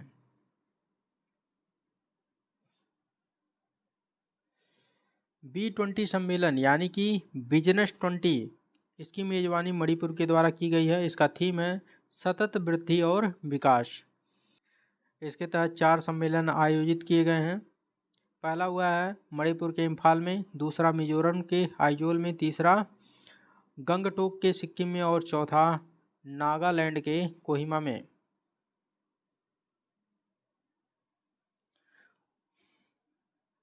पुदुमई पेन छात्रवृत्ति योजना, तो इसके दूसरे चरण का शुभारंभ तमिलनाडु के मुख्यमंत्री M.K. स्टालिन के द्वारा 8 फरवरी 2023 को किया गया है। इसके पहले चरण का शुभारंभ 2022 में किया गया था। इसके तहत उच्च शिक्षा प्राप्त करने वाली छात्राओं को 1000 रुपया प्रतिमाह की छात्रवृत्ति प्रदान की जाएगी।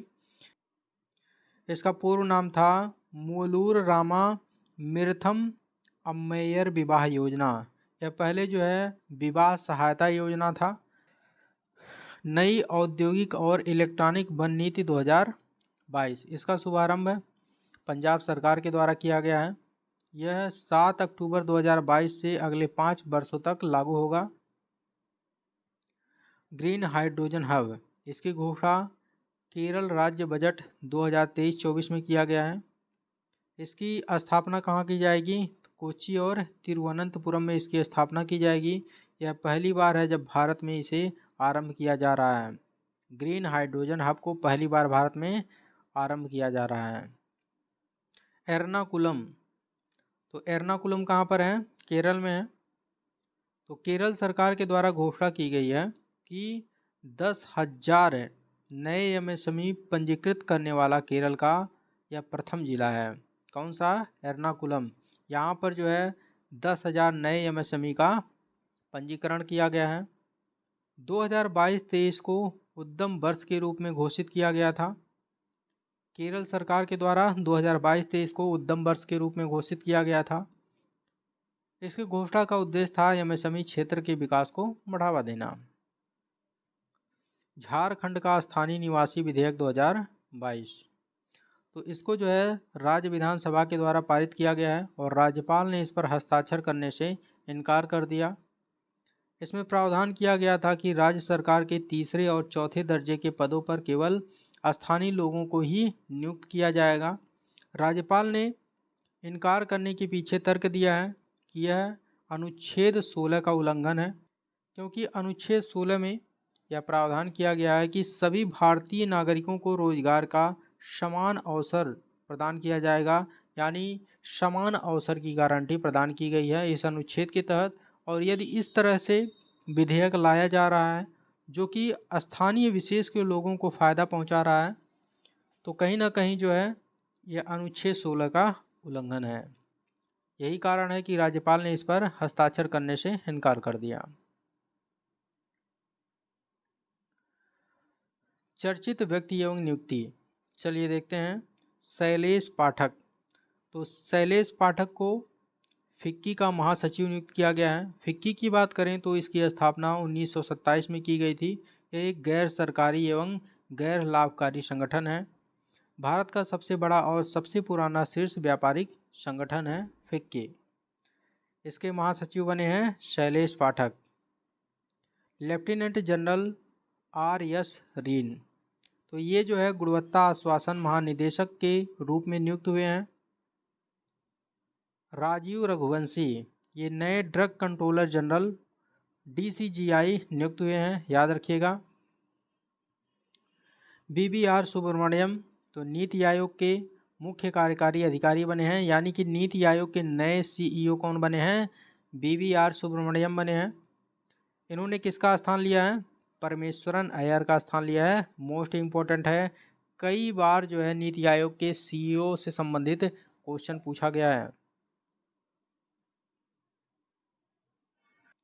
देखिए, नील मोहन भारतीय मूल के अमेरिकी नागरिक हैं। इनको यूट्यूब का नया CEO नियुक्त किया गया है। ये जो है यूट्यूब जो है वो अल्फ़ाबेट कंपनी का है और अल्फ़ाबेट कंपनी के CEO कौन है? याद रखिएगा, सुंदर पिचाई हैं। ये भी जो है भारतीय मूल के अमेरिकी नागरिक हैं। गिरीश चंद्र मुर्मू, इनकी नियुक्ति जो है अंतर्राष्ट्रीय श्रम संगठन द्वारा बाहरी लेखा परीक्षक के रूप में किया गया है। कितने वर्ष के लिए? 4 वर्ष के लिए, यानी कि 2024 से 2027 तक के लिए। ये वर्तमान में भारत के नियंत्रक एवं महालेखा परीक्षक यानी कि कैग हैं। चलिए आगे बढ़ते हैं। देखिए निधन, तो ओम प्रकाश कोहली का जो है निधन हो गया। वो गुजरात के राज्यपाल थे। इन्होंने जो है 2014 से 2019 तक अपनी जो है सेवा दी थी। तुलसीदास बलराम, इनका निधन हो गया, जो कि भारतीय फुटबॉलर थे, याद रखिएगा।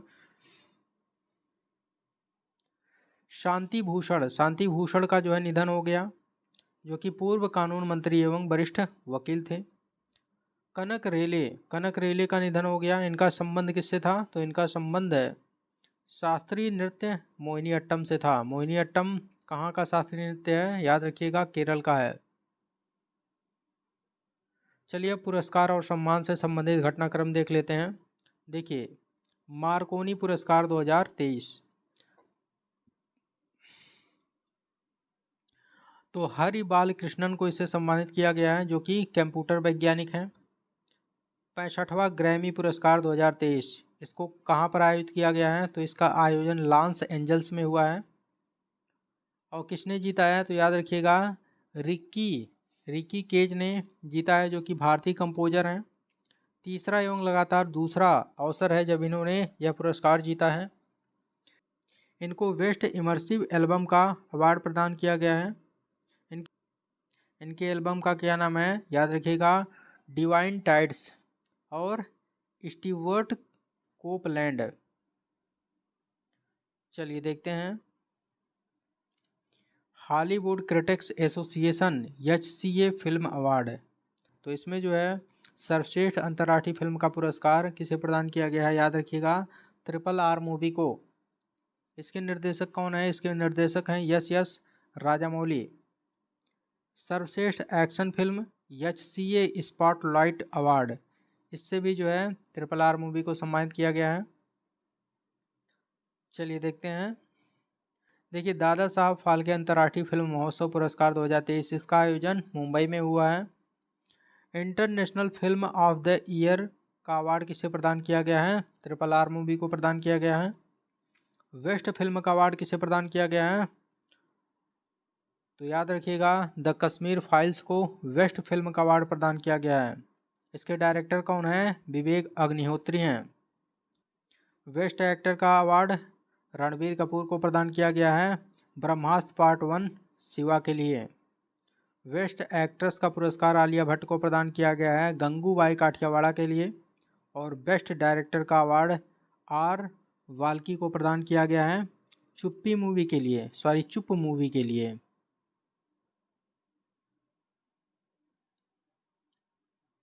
छिहत्तरवां ब्रिटिश अकादमी फिल्म पुरस्कार, जिसे बाफ्टा पुरस्कार के नाम से भी आप जानते हैं, इसका आयोजन कहाँ हुआ है? लंदन में हुआ है। इसकी मेजबानी किसने की है? अभिनेता रिचर्ड ई ग्रांट ने की है। 7 पुरस्कार किसे प्रदान किया गया है? All quite on the western front movie को 7 पुरस्कार प्रदान किया है। इसने 7 पुरस्कार जीता है। बेस्ट फिल्म का पुरस्कार किसने जीता है? याद रखिएगा, all quite on the western front. Leading actor का पुरस्कार किसने जीता है? तो याद रखिएगा, ऑस्टिन बटलर ने जीता है। लीडिंग एक्ट्रेस का पुरस्कार केट ब्लैंचेट ने जीता है। बेस्ट निर्देशक का पुरस्कार एडवर्ड वर्जर ने जीता है। यह पुरस्कार इन्होंने all quite on the western front movie के लिए जीता है। बेस्ट डॉक्यूमेंट्री पुरस्कार किसने जीता है? नौलनी ने जीता है। किसने जीता है? नौलनी डॉक्यूमेंट्री ने जीता है। चलिए आगे बढ़ते हैं। ICC वार्षिक पुरस्कार 2022, तो men's T20 cricketer of the year किसे चुना गया है? तो याद रखिएगा, सूर्य कुमार यादव को चुना गया है men's cricketer of the year. तो इसके लिए जो है बाबर आजम को चुना गया है, जो कि पाकिस्तान के क्रिकेटर हैं। Women's emerging cricketer of the year किसे चुना गया है? रेणुका सिंह को चुना गया है, जो कि भारतीय महिला क्रिकेटर हैं।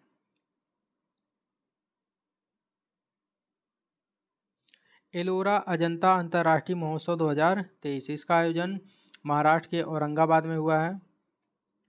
How to live your life पुस्तक के लेखक कौन है? रस्किन बॉन्ड है, याद रखिएगा, रस्किन बॉन्ड। चलिए अब चर्चित दिवस देख लेते हैं, यहाँ से भी एक क्वेश्चन बनाते हैं। देखिए 2 फरवरी को कौन सा दिवस मनाया गया है? विश्व आर्द्रभूमि दिवस मनाया गया है, वर्ल्ड वेटलैंड डे।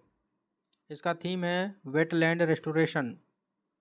4 फरवरी को विश्व कैंसर दिवस मनाया गया है, इसका थीम है क्लोज द केयर गैप। 10 फरवरी को विश्व दलहन दिवस मनाया गया है, इसका थीम है सतत भविष्य के लिए दालें। 13 फरवरी को कौन सा दिवस मनाया गया है? तो याद रखिएगा विश्व रेडियो दिवस मनाया गया है, इसका थीम है रेडियो और शांति। 21 फरवरी को अंतर्राष्ट्रीय मातृभाषा दिवस मनाया गया है, इसका थीम है बहुभाषी शिक्षा, शिक्षा को बदलने की आवश्यकता। 28 फरवरी को राष्ट्रीय विज्ञान दिवस मनाया गया है, इसका थीम है वैश्विक भलाई के लिए वैश्विक विज्ञान। चलिए अब खेल घटनाक्रम देख लेते हैं, मोस्ट इम्पोर्टेंट है। देखिए लियोनेल मेसी कहाँ के फुटबॉलर हैं? तो याद रखिएगा अर्जेंटीना के हैं। इन्होंने हाल ही में अपना 700वां गोल किया है। विघ्नेश यानार ये भारत के 80वें ग्रैंड मास्टर बन गए हैं। रोहित शर्मा अंतर्राष्ट्रीय क्रिकेट के तीनों फॉर्मेट में शतक लगाने वाले पहले भारतीय कप्तान बने हैं। सानिया मिर्जा भारतीय टेनिस खिलाड़ी हैं जिन्हें महिला प्रीमियर लीग यानी कि WPL में रॉयल चैलेंजर्स बेंगलोर की टीम का मेंटर नियुक्त किया गया है। बेन स्टोक कहाँ के हैं? तो ये जो है इंग्लैंड के क्रिकेटर हैं। टेस्ट क्रिकेट के इतिहास में सबसे ज़्यादा छक्के यानी कि 109 छक्के लगाने वाले खिलाड़ी बन गए हैं।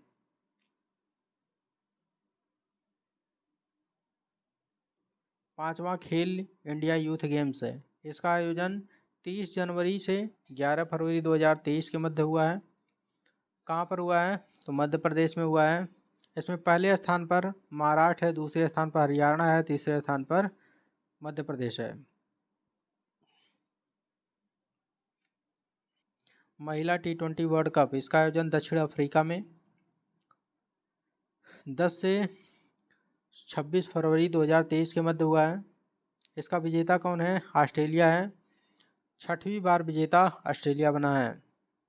रणजी ट्रॉफी 2022-23, इसका फाइनल मैच कहाँ पर खेला गया है? तो याद रखिएगा कोलकाता के ईडन गार्डन में खेला गया है। इसका विजेता कौन है? सौराष्ट्र है, जो कि दूसरी बार यह ट्रॉफी जीतने में सफल हुआ है। उपविजेता बंगाल है। सबसे सफल टीम कौन सी है? मुंबई है। 41 बार ये ट्रॉफी मुंबई जीत चुकी है।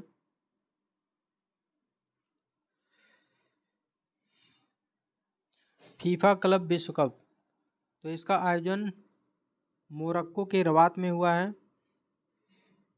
इसका विजेता रियल मैड्रिड है, जो कि स्पेनिश फुटबॉलर क्लब की तरफ से खेलता है। 7वां खिताब इसने जीता है। और उपविजेता कौन है? सऊदी अरब का अल हिलाल है। 13वीं हॉकी इंडिया सीनियर महिला राष्ट्रीय चैंपियनशिप 2023 का विजेता कौन है? मध्य प्रदेश है। उपविजेता महाराष्ट्र है।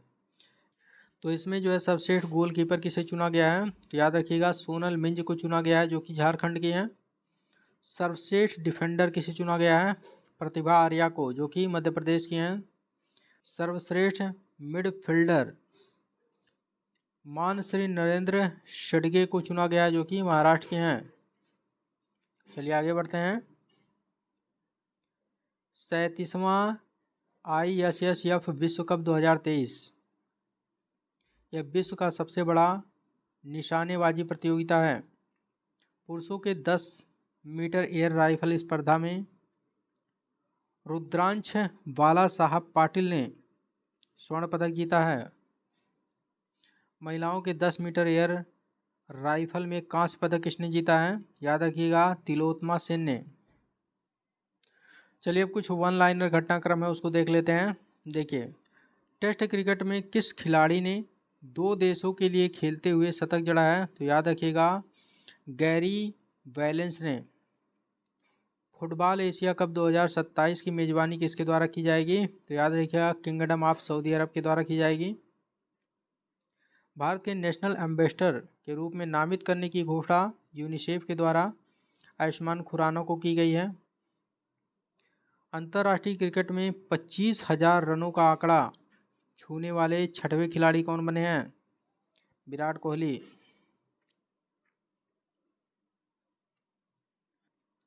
2026 के फीफा विश्व कप में किन 3 देशों के शामिल होने की पुष्टि फीफा द्वारा की गई है? तो याद रखिएगा, कनाडा, अमेरिका और मैक्सिको।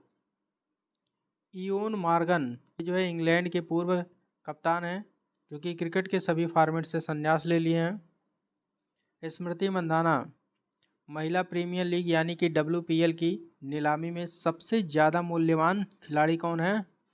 स्मृति मंदाना है। इनको किसने खरीदा है? तो याद रखिएगा, रॉयल चैलेंजर्स बेंगलुरु ने खरीदा है। कितने रुपए में खरीदा है? 3.4 करोड़ रुपए में।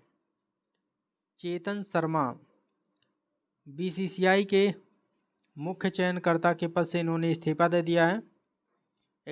एक न्यूज चैनल के द्वारा स्टिंग ऑपरेशन किया गया था, उसके बाद इन्होंने ये इस्तीफा दे दिया।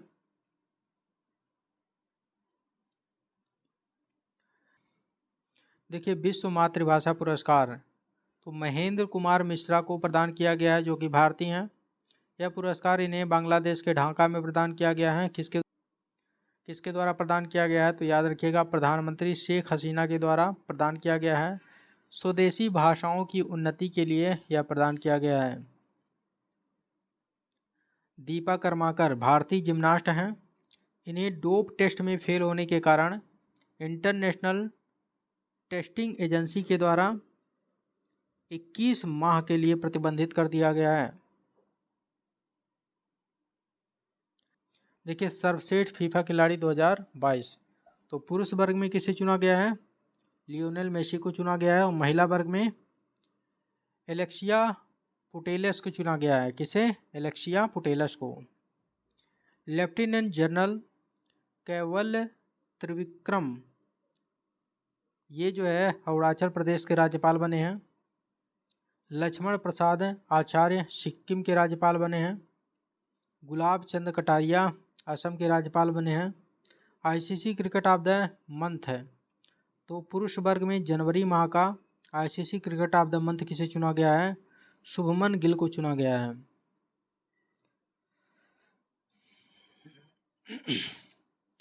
नेपाल की राष्ट्रीय क्रिकेट टीम का मुख्य कोच किसे चुना गया है?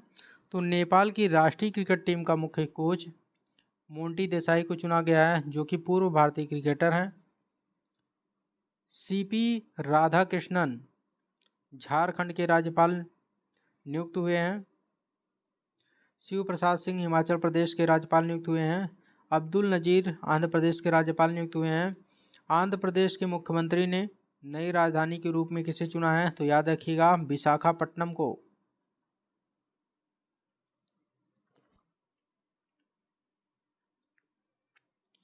मोस्ट इंपॉर्टेंट है, आरोहिणी पहल प्रशिक्षण कार्यक्रम किसके द्वारा प्रारंभ किया गया है? उत्तर प्रदेश सरकार के द्वारा। राज्य के सभी 746 कस्तूरबा गांधी बालिका विद्यालयों में लड़कियों को सक्षम एवं स्वावलंबी बनाने हेतु इसे प्रारंभ किया गया है। The vision for all school I health कार्यक्रम इसे गोवा सरकार के द्वारा प्रारंभ किया गया है। बच्चों में आँखों की स्वास्थ्य समस्याओं पर ध्यान केंद्रित करते हुए इसे प्रारंभ किया गया है। जय जय महाराष्ट्र माझा यह जो है महाराष्ट्र राज्य द्वारा इसे राष्ट्रीय गीत घोषित किया गया है। इसका लेखक कौन है? राजा वधे हैं। कौन है? राजा वधे। चलिए आगे बढ़ते हैं। देखिए, इस्लाम नगर मध्य प्रदेश में है। मध्य प्रदेश सरकार द्वारा इसका नाम परिवर्तित करके जगदीशपुर कर दिया गया है। नया नाम क्या है इसका? जगदीशपुर है। चर्च गेट रेलवे स्टेशन कहाँ पर स्थित है? मुंबई में है। तो इसका नाम परिवर्तित करके क्या रखने का प्रस्ताव किया गया है? तो इसका नाम परिवर्तित करके आरबीआई के जो फर्स्ट गवर्नर थे सीडी देशमुख, उनके नाम पर रखने का प्रस्ताव किया गया है। क्षेत्रीय भाषा में निर्णय देने वाला पहला हाईकोर्ट कौन है? केरल हाईकोर्ट है, जो कि मलयालम भाषा में जो है 2 निर्णय दिया है। पूर्वोत्तर भारत के प्रथम संपीड़ित बायोगैस संयंत्र का अनावरण कहाँ पर किया गया है? असम के कामरूप जिले के सोनापुर में किया गया है। प्रधानमंत्री द्वारा भारत की सबसे बड़ी हेलीकॉप्टर निर्माण सुविधा का अनावरण कहाँ पर किया गया है? कर्नाटक के तुमकुरू में किया गया है। 18वीं विश्व सुरक्षा कांग्रेस का आयोजन कहाँ पर हुआ है? तो राजस्थान के जयपुर में हुआ है। ये जो है इंटरनेशनल यूनियन ऑफ रेलवे और आरपीएफ के द्वारा किया गया है। 30वीं राष्ट्रीय बाल विज्ञान कांग्रेस का आयोजन कहाँ पर हुआ है? अहमदाबाद के साइंस सिटी में। अहमदाबाद कहाँ है? गुजरात में है। मातृभूमि बुक ऑफ द ईयर पुरस्कार, तो ये जो है किसे प्रदान किया गया है? तो याद रखिएगा, लेखक पैगी मोहन को प्रदान किया गया है। ये जो है मातृभूमि इंटरनेशनल फेस्टिवल ऑफ लेटर्स में प्रदान किया गया है।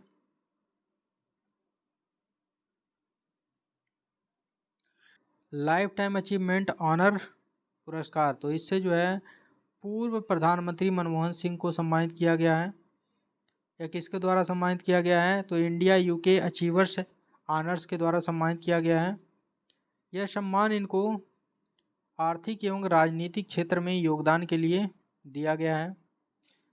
पंजाब सरकार ने अपना पहला राज्य स्तरीय झींगा मेला कहाँ आयोजित किया है? तो याद रखिएगा, पंजाब के मुक्तसर जिले के एना खेड़ा गांव में इसका आयोजन किया गया है।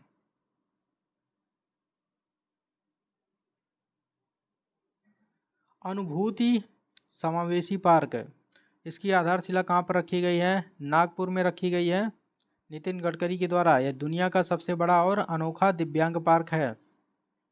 49वां खजुराहो नृत्य महोत्सव 2023, इसका आयोजन कहाँ पर हुआ है? मध्य प्रदेश में हुआ है 20 से 26 फरवरी 2023 के मध्य।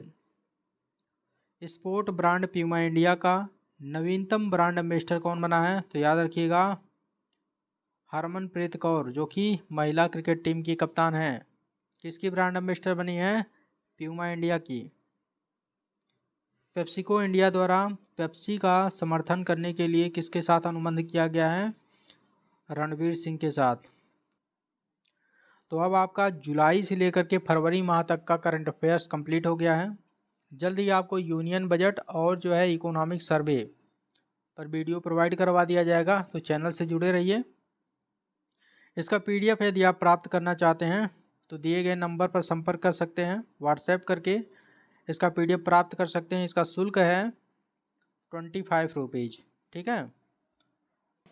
और लक्ष्य पीसीएस टेलीग्राम चैनल को आप ज्वाइन कर लीजिए, वहाँ पर डेली करंट अफेयर्स का अपडेट आपको मिलता रहेगा, जिससे आपका करंट अफेयर्स का क्वेश्चन गलत नहीं होगा, ठीक है।